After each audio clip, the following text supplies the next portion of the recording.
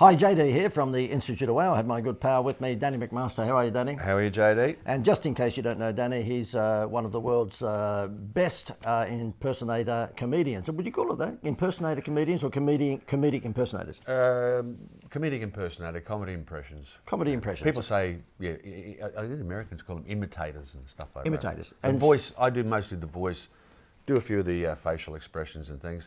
Used to do things with props and what have you, so from time to time I've done some commercials over the years with those. But when I go on stage now, it's mostly, I put the picture up of the person I'm doing. Behind them, so you can sort of, you look there and you go, he sounds exactly like that bloke. So you don't put the gear on and what have you, because that was on a stage performance, you'd be going on and off all the time. Yeah. I used to, but it was pretty tedious after a while. And then trying to haul it all over the country too. Do you find that, what is it when you've got multiple personalities? What's the word for that? Schizophrenic. Do you find that sometimes? You turn into Donald Trump all of a sudden? Has been known to happen. I get my best inspiration when I'm drinking. True. So that becomes very schizophrenic. Yes. And I don't know where I start and where I finish. Yes, I can understand. No, it's a lot of fun too sometimes. Look, I love throwing them in songs. You know, I'll be listening to the radio and you'll hear a song and it might be Neil Diamond come on the other day, right? So I'm singing, song, song, blue, everybody knows one. And I get bored just doing Neil Diamond all the way through it. So then I do Homer Simpson. It's shine, shine, blue, every garden grows one. You know, I have fun like that. And we sit under the lights and I'll be singing along and someone's looking at you, so and they go, what's he doing? So, yeah, that all happens. That's how I sort of practice sometimes too. It's like rehearsal. Someone says, oh, you're speaking to yourself again. I go, no, it's called rehearsal. Well, why I've got Danny with me today is to add a little bit of humour to something which is very humorous, but at the same time quite tragic, and that is customer service gone wrong and first impressions gone wrong. First impressions, the guy who's running the United States of America at the moment knows all about first impressions. First impressions are really, really important. A lot of my detractors don't like the first impression I make on them. The orange man bad, everything he does bad, but economy's up, unemployment's down, they can't argue with that, so they make up fake news. First impressions. First impressions are lasting impressions. Have a look at this. This is a Chinese restaurant, and look what they've got at the front door of their Chinese restaurant. We're talking laundry bags. This is the very front door, by the way. Just a bad first impression. And have a look at the signage. I'm going to read out to you what's on this signage here. Tonight's specials: stuffed omelette. I don't know that that's quite the right sort of language you should be using. Jungle curry. I'm not sure what that is. And crab meat fried rice. Maybe we could get away with that last one, but stuffed omelette. Danny, can I ask, would you feel like eating a stuffed omelette? No. What is it stuffed with? No, well, that's it. Yeah. And I'm sure it's a traditional dish of some kind. It's an omelette with stuffed, but it's stuffed with what? Brussels sprouts, or I don't know, carrots. What's the stuff with? I like Ozzy Osbourne. It has a unique way of how he expresses himself and whatever. So I know if he's looking at the sign like that, he goes, well, so I'm looking at that. I said, well, what is this stuffed with? I mean, do I say to him, here's an omelette, get stuffed? I'll get thrown out. Sharon, we get thrown out, won't we? Well, I'd like to see the Chinese guy coming to the table saying, "Would you like a stuffed omelette?" And jungle curry. It sounds a bit dodgy there, you know. Jungle curry. Don't know about that. Aussie, it gets better because I'm going to now play a video of another Chinese restaurant. It happens to be in the middle of the city of Sydney. Gail, who is my wife, and I was there with her having lunch. We were just about the only people in the restaurant. It was empty, as you can see by the vision that you're watching at the moment.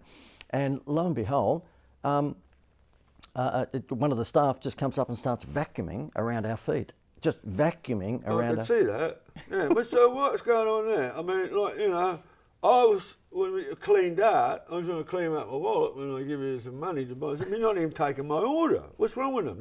Look at them. They're looking at you, but they're not doing anything. What's they doing that for? I don't understand. We could not believe it. So my wife had to actually go up to the counter just to ask could we actually, give our order.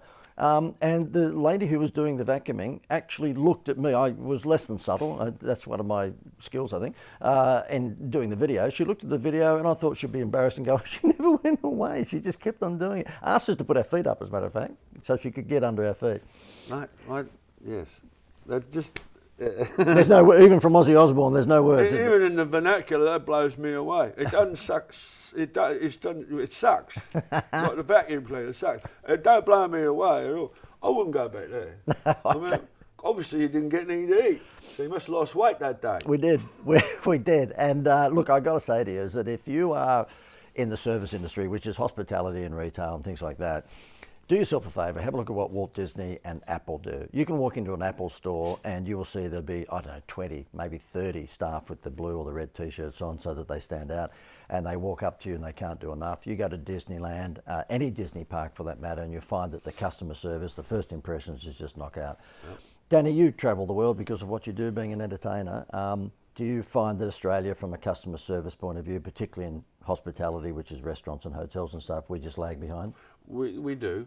I don't think there's enough emphasis on it because I don't know. I think we're a bit more laid back about a lot of things, and probably a bit more do-it-yourself. Yeah. So I don't think there's enough emphasis on it. And when you go overseas, it stands out. It does, particularly in America. A bus driver taking you to a resort thing. I remember going from a hotel to Disneyland, and the bus driver had a routine. Yeah. He'd have jokes and he'd things, and you go. So at the end of it, you give him a tip, right? So everybody go, yeah, I'll give him another $5. That was funny, you know. Yeah. And it's like that. There are some here in Australia, not a lot, and we know who they are because they stand out. There should be more. But you find you get frustrated, I'm showing my age, I'm sure, but you get frustrated with the technology now whereby you go to McDonald's and they basically encourage you not to walk to the counter, go up to the actual computer screen and order yourself. Woolworths and Coles, they've got us working for them because the thing is that the self-serve is pretty much your only option. There's only ever one supermarket aisle open. Service has just gone out the window, and I'd rather interact with a human being. Yeah, me too. And because you haven't been to many of my seminars. There's some human beings I'd rather not. My local Woolies, I go there every week, and I pick out the human. Yeah. I don't go to the self-serve because of that. The first time I did it, it was a little bit complicated, but I know it's simple. And I'll go to the 15 items or less if I got less one there. But I know there's a human there, and they say to me, good afternoon, sir, good morning, sir, how you feeling? I go, mate, it's Danny. I come here every week, and every couple of times a week. So we got to know one another. A few of them walk goes, hello, Danny, how you going, mate? It's all good today? Yeah, good. And that's what I want. I don't want a machine. No. That McDonald's thing where you hit the thing and they go, I can understand probably in a really busy CBD McDonald's or something like that. I've been all around New Zealand, Los Angeles, New York. There's quite a lot of people try to get into these shops sometimes. I can understand it on that one. I think that's where it comes from. I still believe, though, Danny, that in the supermarket sphere, if IGA or another branded supermarket, but not the two big ones, came out and said, look, we're going to provide you now with service, and also what we're going to do is give you a free recyclable paper bags. So forget this whole business where you've got to buy your bag. Just bring in paper bags, they're recyclable, so it's all it'll satisfy the tree huggers. Yep. And we're going to actually help you if you happen to be an older person to the car. Yep. Those days, if they came back, they would steal market share like crazy. Oh, God. If you want more of this wisdom, by the way, because we are wisdom people, wise. We are wise people. We are wise. Then just click the link above or below or beside us, and you can get more of it. And Danny, I've got to say thank you very much, mate. This has been it's been a very wise few minutes. It was a wise decision you to look at my wisdom. Absolutely. Over and out.